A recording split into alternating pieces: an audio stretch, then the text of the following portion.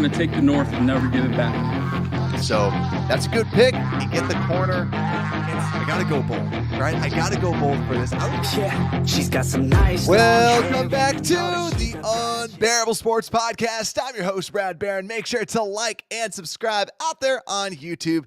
And as always, rate the show 5 stars everywhere that you get your podcast. Tomorrow we'll be doing our official draft grades, so make sure to stay tuned because we'll also be announcing who wins the jersey, who I will be giving a jersey out to. Just simply rate the show 5 stars out there out on Apple Podcast.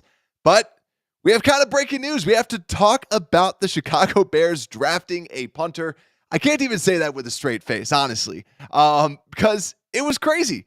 Here we were going like a couple hours talking about the defensive line and what they might go, but ultimately at pick 122, the Chicago Bears select Tory Taylor, punter out of Iowa. And also for those that are curious, the draft guide is out, and I just upgraded it to include a profile of Tory Taylor. It was 120 pages, but now it is 121. Alex, what's going on, my friend? As well, saying Poles comes from KC.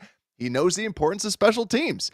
And I put this in the thumbnail. I put generational in quotes because this is what I'm seeing out there on Twitter. This is what I'm seeing people that know who he is. And I always say this. I think the term generational is overused, but also a lot of what people are talking about with Tory Taylor is you look at him, and I had to grab as many stats as I could as I was throwing these graphics together. He holds the current FBS record for 4,479 punt yards in a single season. And like Alex, I think that's a perfect way to describe this. The Bears must clearly see the value inside of having a punter that can pin it in a specific spot. Now, the issue with that is it is a punter, like we've discussed. But yeah, this guy, 6'4", 223, senior at Iowa. His leg strength is huge. And the biggest downside, yet again, I'm like trying to do as much research as I can on him. Slow approach, which I saw he accounted technically for, I think, 3 blocks with just a slower approach. But still, when he's booting it 60 yards, and he's not as crazy as Matt Araiza where it's the distance. But what I do really like about him versus a Matt Araiza who was coming out last year is that this guy is a lot more accurate of a punter. He can pin it down to where you need it to be, which the Bears clearly must have said, hey, Trenton Gill did not do that for us. And ultimately, we need someone to do that for us. So Dobbsy's saying, joking statement, thought we stacked our offense to stop punt. I know. Dobbsy, you and I were on the same page with that. When I saw this, I was like, wait, aren't we not supposed to be punting anymore? Our offense is too good now. But also, too, just some other statistics about him that you need to know. 44.4 net yards punting, which was good for second most in all of the NCAA. Also, he really is easily the number 1 punter in the class. And as we started going into day 3, we started hearing more and more rumors that he was going to go higher, whether in the 4th or the 5th round. And ultimately he did. And I know a couple of you also mentioned this during our live show saying, what about Tory Taylor? What do you think about him?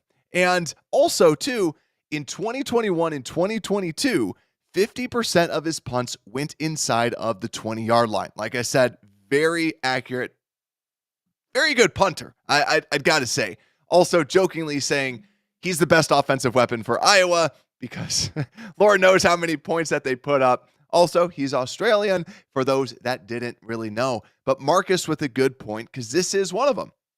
There is such a thing as a leg that has too much mileage. And it is a real thing in the special teams community. I've learned a lot about special teams in the past 30 minutes. But the mileage on a leg is something to at least question.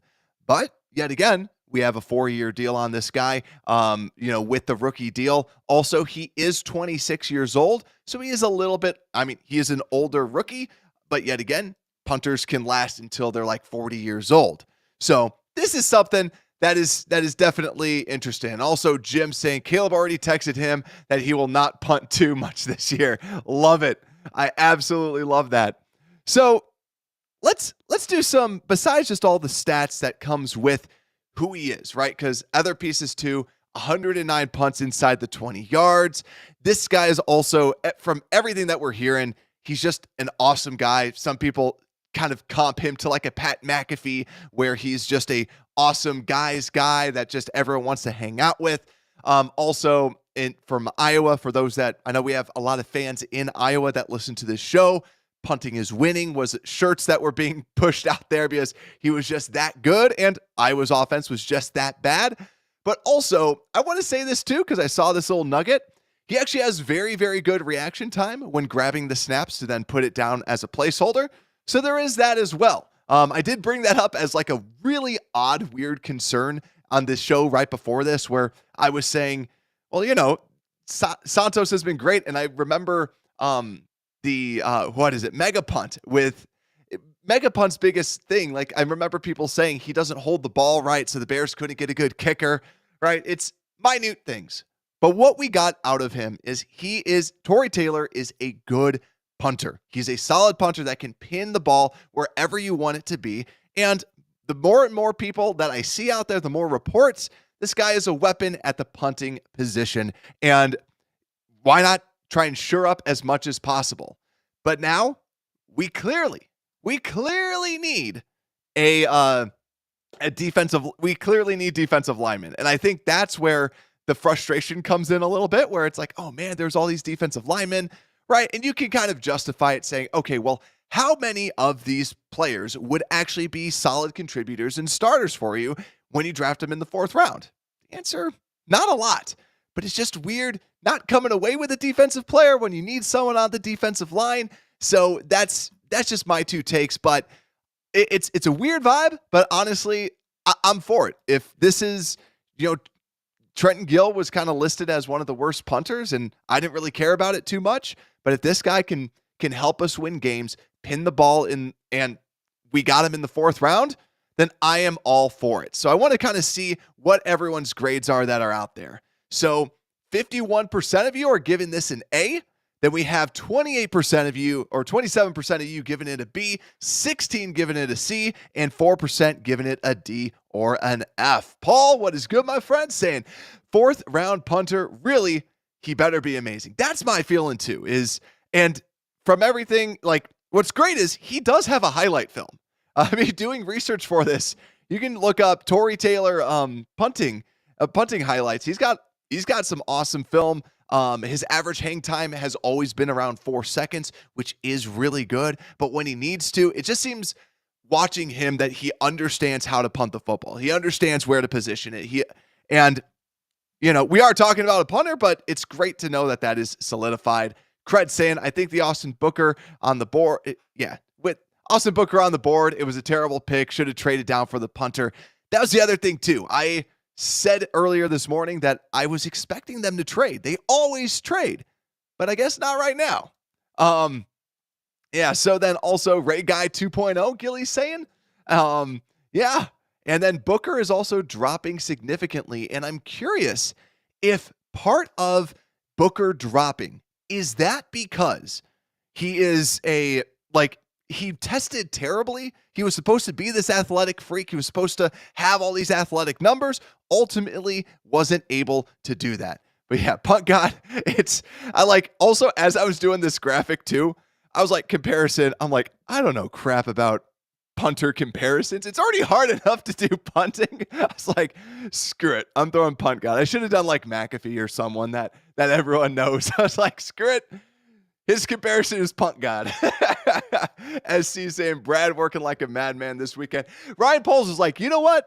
You got to go watch some punting tape now, Brad. And I'm like, okay, I guess we're going to do that. So overall, because it's a punter, it's weird for me. I kind of want to give it like a B-, like a B. Just, it addresses a need.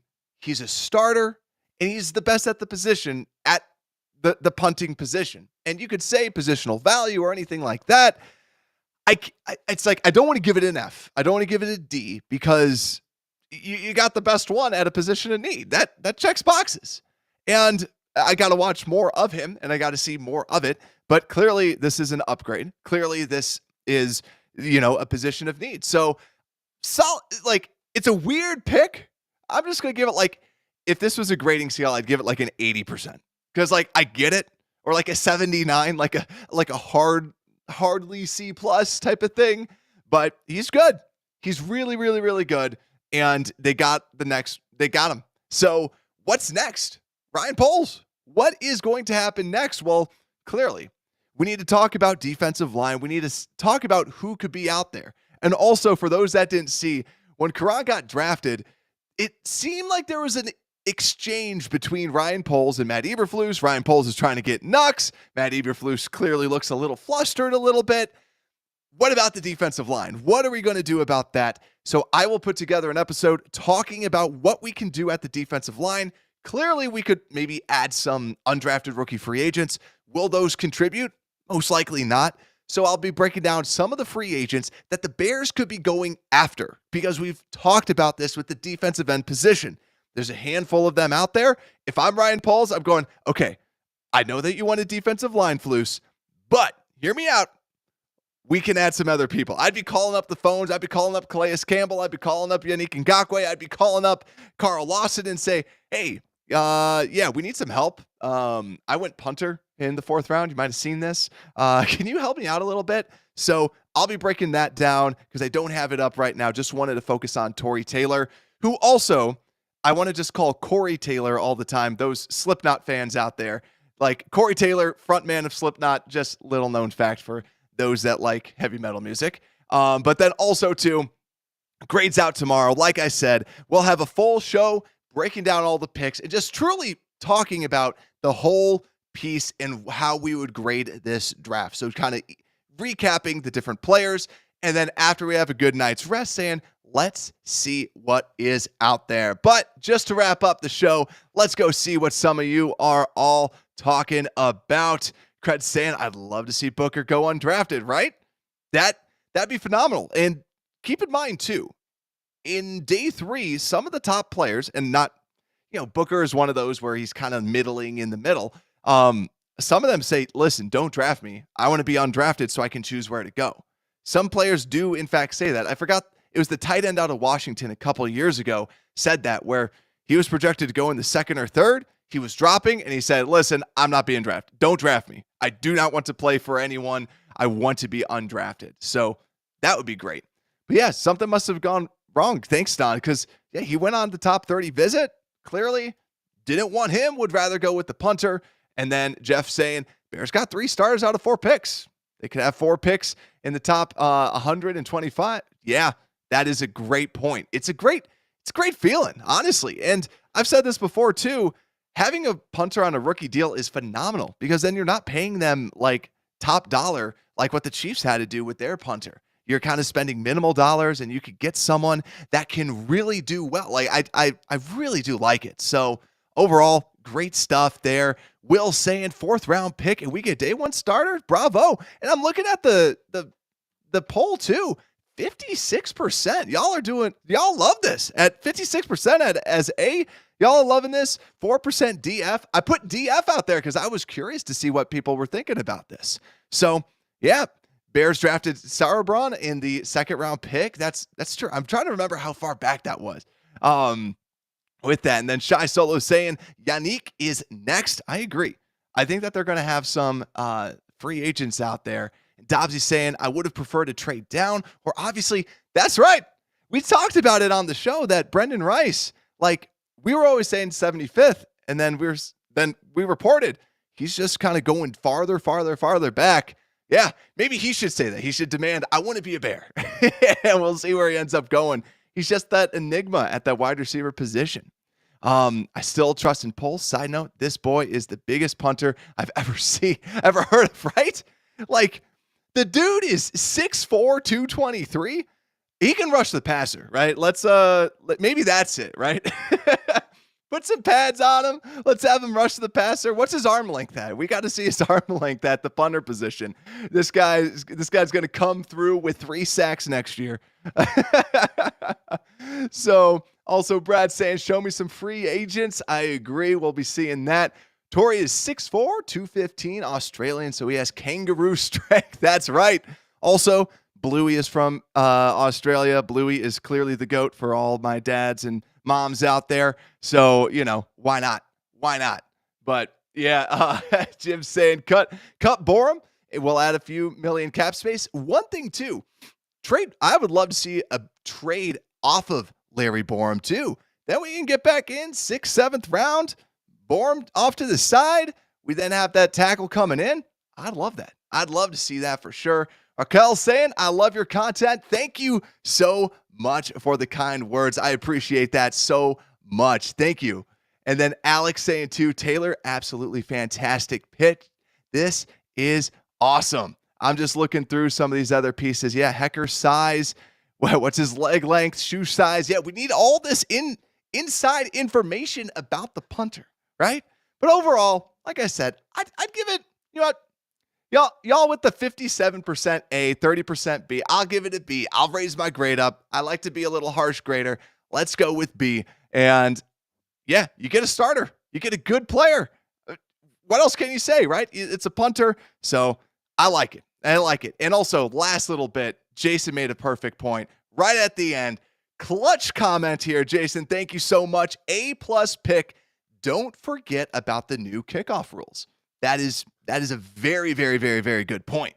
If he can hang that up in the air and just have it floating up there for a long time, this might be the draft where we remember Tory Taylor. No, but like in all honesty, like this is a great, like that's a phenomenal point because we talk about the Velus Jones, right? Where Velus, you have no value here. And now all of a sudden, wait a second, kickoffs actually mean something now. People actually need to kick it to someone. So I think that is phenomenal. I like that. I like that. And then Jason saying too, got a new subscriber for raising that grade, sir. Thank you. Thank you. I appreciate that, Jason. Welcome to the Unbearable Sports Show. And then Holistic saying too, what are the new rules again? So they're taking it from, what is it, the XFL and XFL, the UFL, or they combined, where basically they're moving it up and then they're kicking it in and they penalize you more if it goes in the end zone. So now you're just going to flat out see more kickoffs and you're going to see people actually return it. But they're just trying to remove the whole, like you're sprinting down completely and smacking into each other because so many concussions happen. So many injuries happen when that goes down.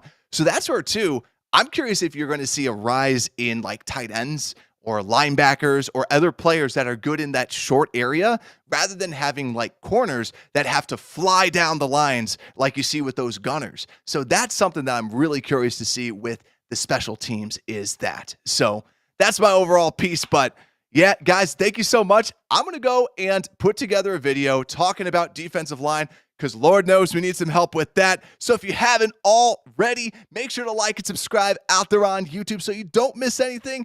Also, hit the notification bell because I don't know when I'm going live next, and neither do you. So if you like these live shows, make sure to hit that. And with that, go Bears and Unbearable Sports Podcast. We are out.